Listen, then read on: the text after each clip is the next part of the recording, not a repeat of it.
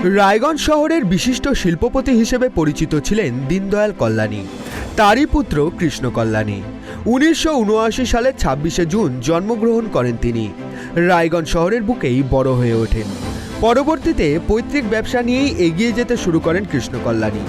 ব্যবসার পাশাপাশি সাধারণ মানুষের পাশে দাঁড়িয়ে তাদেরকে সাহায্যের জন্য একাধিক পদক্ষেপ গ্রহণ করেন তিনি। নিজের নৈতিক মনোভাব ও পরিশ্রমকে কাজে ব্যবহার করে ধীরে ধীরে একজন সফল ব্যবসায়ী হয়ে ওঠেন কৃষ্ণ কল্যাণী।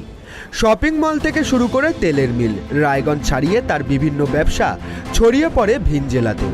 একটা সময় বেকার যুবক যুবতীদের ভরসা ও সাধারণ মানুষের বিশ্বাস হয়ে ওঠেন কৃষ্ণ কল্যাণী।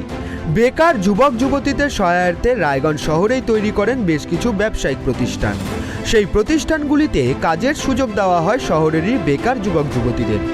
এমন একজন মানুষকে পাশে পেয়ে মাথার ওপর ছাদ খুঁজে পায় প্রচুর ছেলেমেয়ে।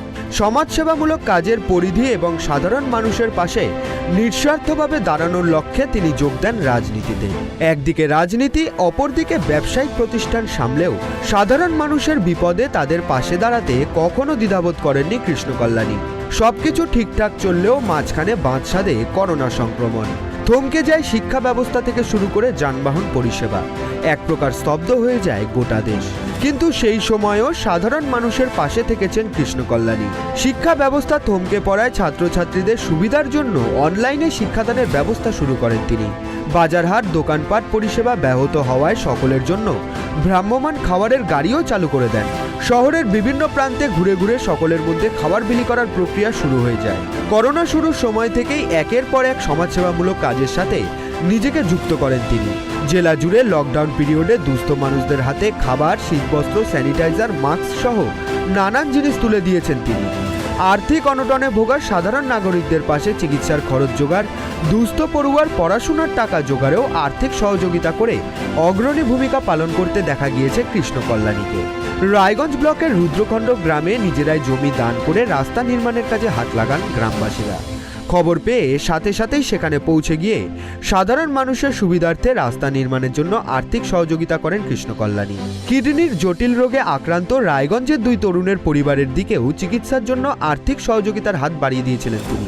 একের পর এক এমন সমাজসেবীমূলক কাজের জন্য কৃষ্ণ কল্যাণী হয়ে ওঠেন সাধারণ মানুষের ভরসা ও বিশ্বাসের হাত। করোনার সময়কাল থেকে লাগাতার নানান রকমের সামাজিক সেবামূলক কাজের সাথে জড়িত থাকার কারণে আইকন অফ নর্থ বেঙ্গল সম্মানে সম্মানিত করা হয় রায়গঞ্জের শিল্পপতি কৃষ্ণ কল্যাণীকে। শিলিগুড়িতে কৃষ্ণ কল্যাণীর হাতে এই সম্মান তুলে দেন রাজ্যের তৎকালীন রাজ্যপাল জগদীপ ধনকর। সমাজসেবামূলক কাজের পাশাপাশি রাজনীতির ময়দানেও সফলতা অর্জন করেন তিনি। কিন্তু রাজনীতির ময়দানে তাকে বিভিন্ন কটাক্ষমূলক কথার সম্মুখীন হতে দেখা গেলেও ভেঙে পড়তে দেখা যায়নি কৃষ্ণ কল্যাণীকে। দৃঢ় মনোবল নিয়ে সবটা সামলে নিয়েছেন তিনি। পরিবর্তে পাশে পেয়েছেন সমাজের সর্বস্তরের সাধারণ মানুষকে। রাজনীতির ময়দানে হুমকির মুখেও পড়তে হয়েছে কৃষ্ণ কল্যাণীকে। বিধানসভার ভেতরে বিরোধী দলনেতা শুভেন্দু অধিকারীর বিরুদ্ধে আয়কর ও ইডি হানার হুমকি দেওয়ার অভিযোগ করেন কৃষ্ণ কল্যাণী। হ্যাঁ, উনি সরাসরি সর্বজনীনভাবে আমাকে হুমকি দিয়ে গেলেন যে মিস্টার কল্যাণী, কালকেই আপনার ওখানে ইনকাম ট্যাক্স পাঠাবো, আপনি বুঝবেন ঠেলা। ঠিক আছে, মুখ্যমন্ত্রী আপনার বক্তব্যে সমর্থন করলো এবং বললেন যে মিস্টার কল্যাণীকে যেভাবে হুমকি দেওয়া হয়েছে এবং বাকি বিধায়কদের হুমকি দেওয়া হয়েছে তাকে প্রিভিলেজ আনার কথা বললেন মুখ্যমন্ত্রী। হ্যাঁ, আমরা প্রিভিলেজ আনতেছি।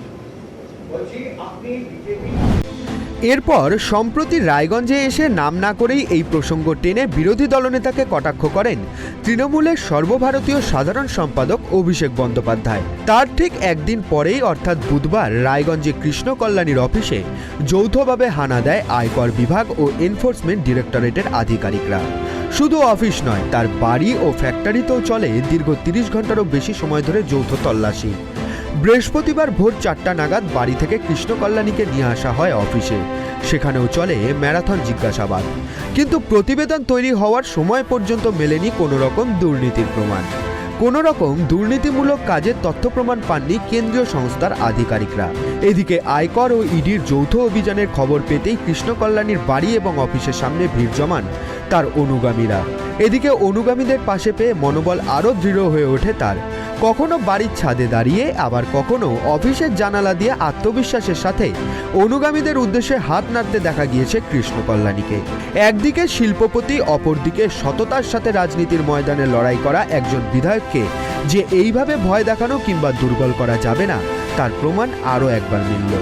সমাজসেবামূলক কাজ ও রাজনীতির ময়দানে নিজের পরিধি বাড়িয়েও কৃষ্ণ কল্যাণী যে সঠিক পথে হাঁটছেন তা এক প্রকার প্রমাণ হয়েই গিয়েছে।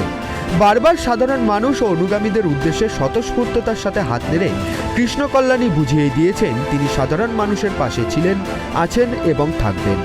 কোনোভাবেই ভয় দেখিয়ে তাকে যে দুর্বল করা সম্ভব নয়, তা এদিন সাধারণ মানুষের উচ্ছ্বাস ও ভিড়ের ছবি দেখে পরিষ্কার বোঝাই গিয়েছে। পরিধি বাড়িয়ে কৃষ্ণ কল্যাণী এখন অপরিসীম কৃষ্ণ।